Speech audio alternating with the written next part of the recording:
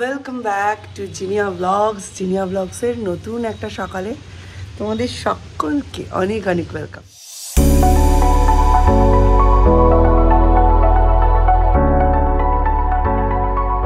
ঘড়ির কাঁটায় এখন প্রায় 9:30। এখন আমি ছাদে ঘুরে বেড়াচ্ছি।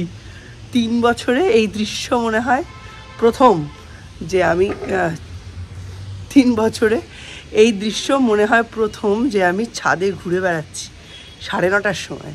কারণ বাড়ি শুদ্ধ সকলে গভীর ঘুমে আচ্ছন্ন। আমি কাউকে ডিস্টার্ব করছি না, সবাই যে যার মতো ঘুমোক। মিস্টার বিশ্বাস যখন আমায় 7টা 7:30টার সময় ডেকে দেননি, তার অর্থ হচ্ছে উনি আজকেও যাবেন না।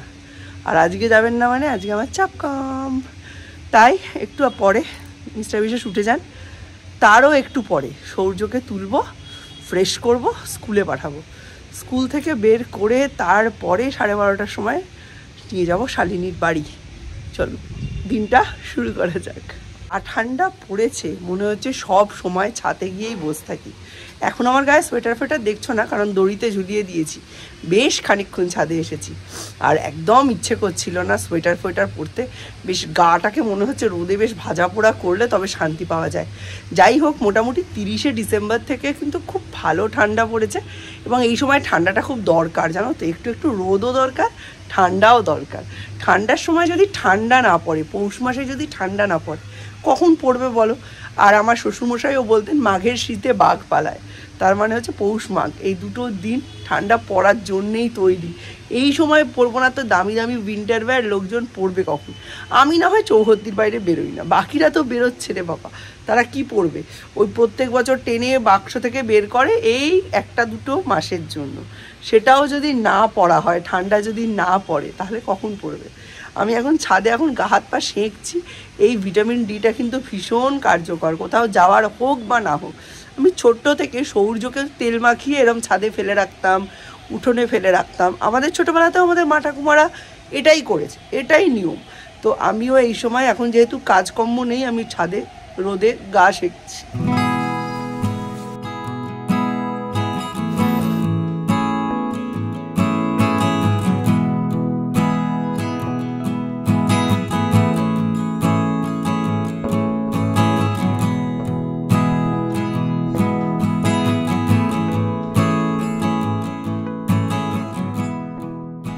আর মাত্র 1 মাস দেরি। ফেব্রুয়ারি মাসের 19 তারিখে বাবু আমাদের ছেড়ে চলে গেছিল 2020-তে। দেখতে দেখতে 2 বছর হয়ে গেল। আমরা মানুষকে ছাড়াও যেমন অসহায়, মানুষ চলে গেলে দিনটাও কত দ্রুত কাটিয়ে ফেলি, তাই না? অবাক করা কাণ্ড। কিরম শিশির পড়েছে দেখো, সারা রাত জুড়ে শিশির পড়েছে।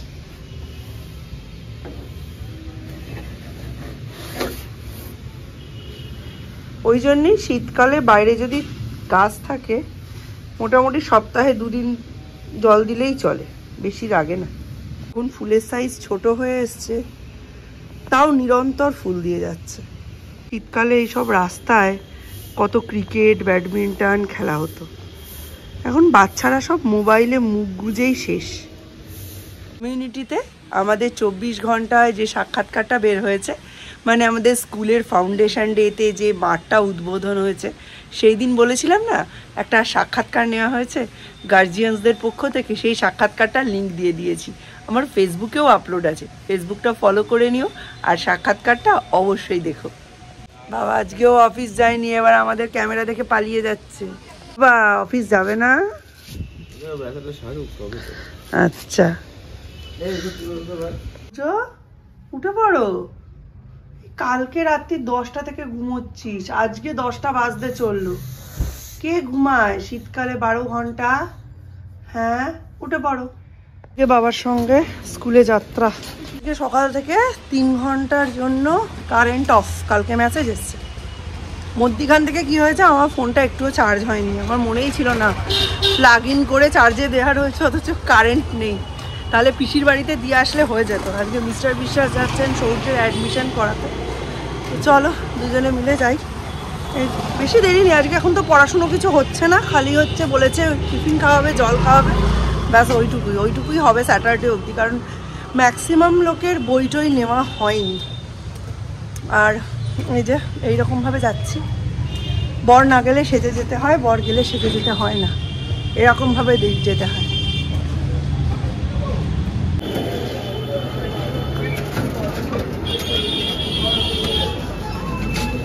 রেগুলার স্কুল ডেজ বলো, উত্তর দাও। ভবনের ওখানেই বাড়ি। বড় ছেলেকে আসতে বললাম, ও জুতো নিয়ে আসবে, জুতো পরে আবার রিটার্ন যাবো।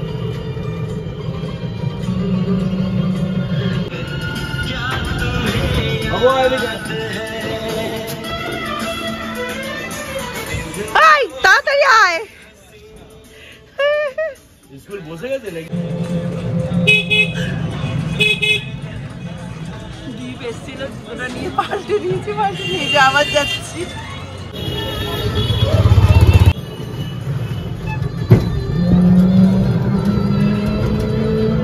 এই যে জুতো মুতো পাল্টে এবার এসেছি, এবার যাচ্ছি মাইনের ওখানে, দেখি রিঅ্যাডমিশন অ্যান্ড যা আছে প্রসিজার সব ফুলফিল করব। আপনার কেমন লাগছে শুনি মাঠে এসে? স্কুলে প্রথম, মাঠেও প্রথম। মাঠেও ফার্স্ট টাইম। ভালো হয়েছে আমাদের মাঠ, সুন্দর, বাচ্চাদের জন্য খুব সুন্দর ঘাস, খুব ভালো হয়েছে। আমাদের রিঅ্যাডমিশনের লাইন ক্রমশ লম্বা হচ্ছে, তবে আজকে কম আছে, কালকে অনেক বেশি ছিল।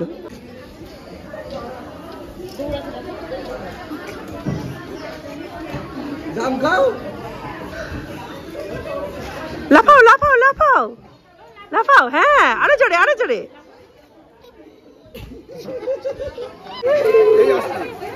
আচ্ছা আচ্ছা, আমি দেবো তোমাকে, দেবো তোমাকে দেবো। এইটা এ ক্লাস হয়েছে, এইটা এ ক্লাস হয়েছে। এই যে এটা তোমার, এটা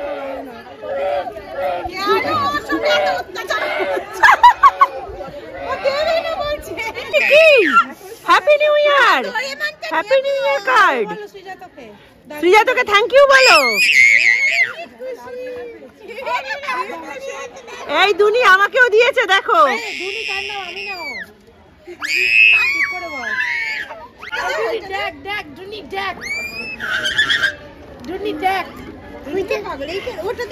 তুমি হ্যাপি, তুমি হ্যাপি? স্কুল থেকে বাড়িও চলে এসেছি, 12:30 বাজে। আমাদের তো টুকটাক হয়ে গেছে, বাট দীপের এখনো টিফিন হয়নি। দীপ সেই দেরি করে অবশ্য উঠেছে, চা বিস্কিটই খেয়ে আছে। দেখি ওকে রুটি ফুটি করে দিই আর একটু ডিমের অমলেট করে দিই, ওতেই হয়ে যাবে।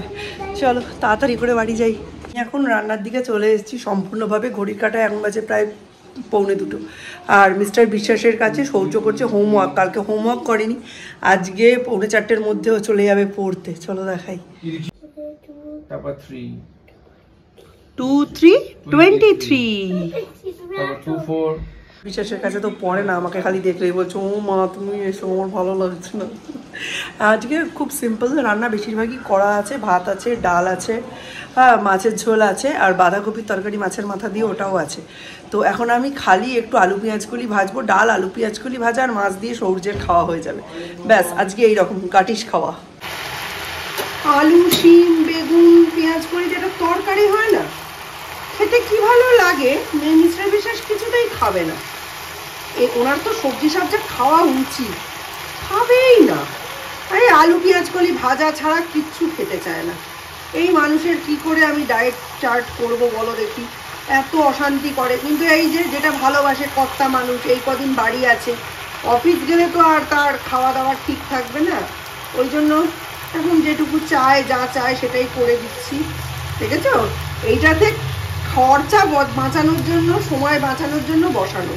পুড়ে গেলে চিন্তা নেই, জল বেরোলে শুকিয়ে যাবে, তারপর আস্তে আস্তে কমিয়ে কমিয়ে ভেজে ভেজে রেডি করে নেবো, সেই জন্যে করা।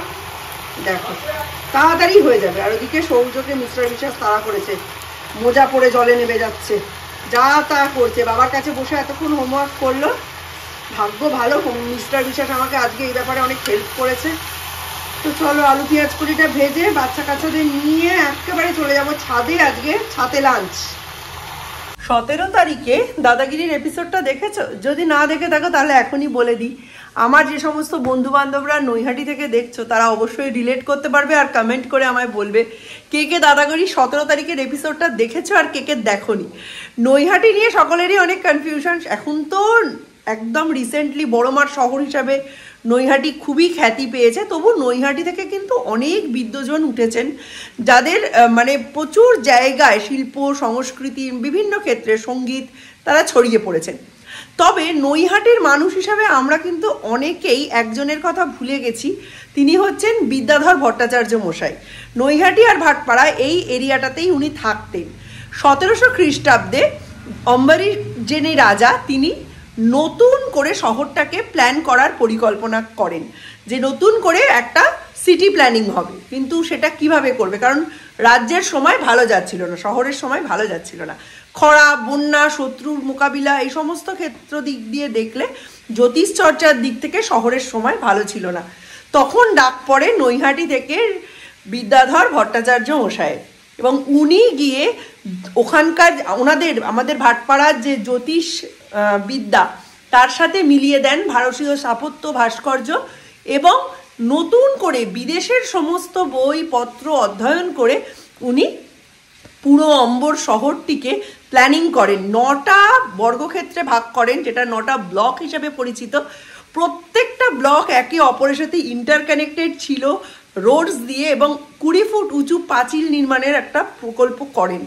এবং এই বছর ওয়ার্ল্ড হেরিটেজ হিসাবে অম্বর রাজ্যটি কিন্তু সিলেক্টেড হয়েছে, অম্বর শহরটি সিলেক্টেড হয়েছে বেস্ট সিটি, ইউনেস্কো দ্বারা স্বীকৃতি হয়েছে। তা এটা হলো না নৈহাটির স্বীকৃতি? নৈহাটির মানুষ কিন্তু আমরা অনেকেই নামই শুনিনি, বিশেষত আমি তো নামই শুনিনি বিদ্যাধর ভট্টাচার্য মশাইয়ের। দাদাগিরির মঞ্চ থেকে এই রত্নটাকে খুঁজে পেলাম এবং আশা করছি আমাদের আগামী প্রজন্মকে আমরা জানিয়ে দিয়ে যেতে পারবো যে আমাদের সংস্কৃতি, আমাদের জ্যোতিষ চর্চা, আমাদের স্থাপত্য চর্চা এবং নৈহাটিতে যারা আছেন সেই সমস্ত মানুষ এবং যারা ছিলেন তারা সাংস্কৃতিক সঙ্গীত জ্যোতিষ চর্চা সব দিক থেকে কত ধনী। আমরা অনেক সময় বিদেশের সঙ্গে খুব নিজেদের মানে কম্প্যারিজন করি, তুলনা করি, কিন্তু তুলনা করার প্রয়োজন পড়ে না। অনেক দিক থেকেই আমাদের মরাল ভ্যালুস দিক থেকে এবং অন্য অনেক ব্যাপার দিয়েই আমরা কিন্তু অনেক অনেক বেশি ধনী। তাই নৈহাটি যারা দেখছো তারা অবশ্যই কমেন্ট করো তারা 17ই ডিসেম্বরের এপিসোডটা দেখেছো কিনা, আর 2 নাম্বার হচ্ছে তারা কেউ বিদ্যাধর ভট্টাচার্য মশাইয়ের নামটা শুনেছো কিনা। আমি তো একদমই শুনিনি, সুতরাং এটা অবশ্যই কমেন্ট করে আমায় জানাবে। বাপরে বাপ,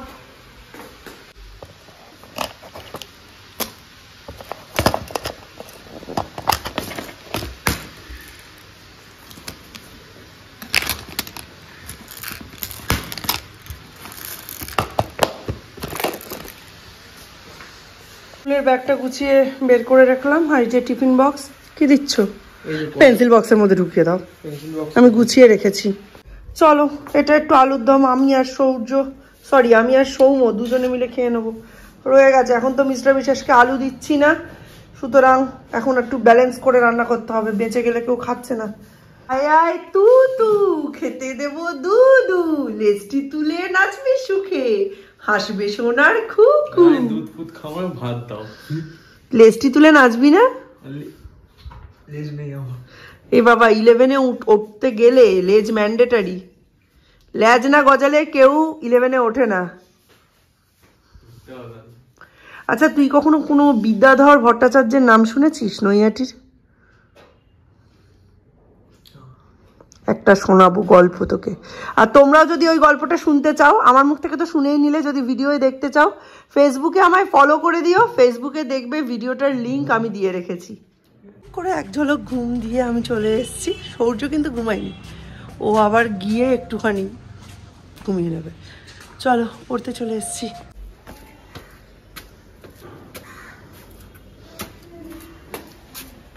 ডাকো এই মিস, তোরা ঘুমিয়ে পড়, আমি চলে যাই। না আমি চলে যাই, আমার আর ভাল লাগছে না, আমি চলে যাই। তাহলে ম্যামকে বলে দাও আমি আর ঘুমোবো না এখন। বলো চা কই গো, কোথায় গেলে? তুমি ছেলেকে নিয়ে কোথায় গেছিলে? একটা ক্যাট মরে গেছে, ও দেখাতে নিয়ে গেছিল, রাস্তায় গাড়ি চেপে পড়ে মরে গেছে। সে তো নাকি হাই হাই করছে, বলছে খুব দুঃখ পেয়েছে, বলছে কি হলো, আমি এখন কি করি, ক্যাটটা মরে আমাকে এসে বলছে একটা অ্যাম্বুলেন্স হবে, একটা হেলিকপ্টার হবে। আমি ওকে বোঝালাম কালকে আসবে, ওকে নিয়ে যাবে। হ্যাঁ, তারপর গড আবার নিয়ে যাবে, আবার নতুন ক্যাট করে দিয়ে দেবে। ও বলছে আমি এখন কি করি, আমার এই ড্যামেজ পায়ে টানতে টানতে অতটা নিয়ে গেছে। না না, বাচ্চার মন তো সফট, খুব দুঃখ পেয়েছে। তো চলো, অন এ স্যাড নোট আজকের মতো ব্লগটা এখানেই এন্ড করছি। দেখা হবে নতুন একটা ব্লগে নতুন দিনে তোমাদের সাথে। যদি আমাকে ভালো লেগে থাকে, যদি আমার ব্লগ ভালো লেগে থাকে, এই clear and clean struggling content ভালো লেগে থাকে, তো অবশ্যই আমার চ্যানেলটা সাবস্ক্রাইব করে পাশে থেকো, বেল নোটিফিকেশনটা অল সেট করে দিও। দেখা হচ্ছে কালকের ব্লগে। Good night. মরে গেছে একটা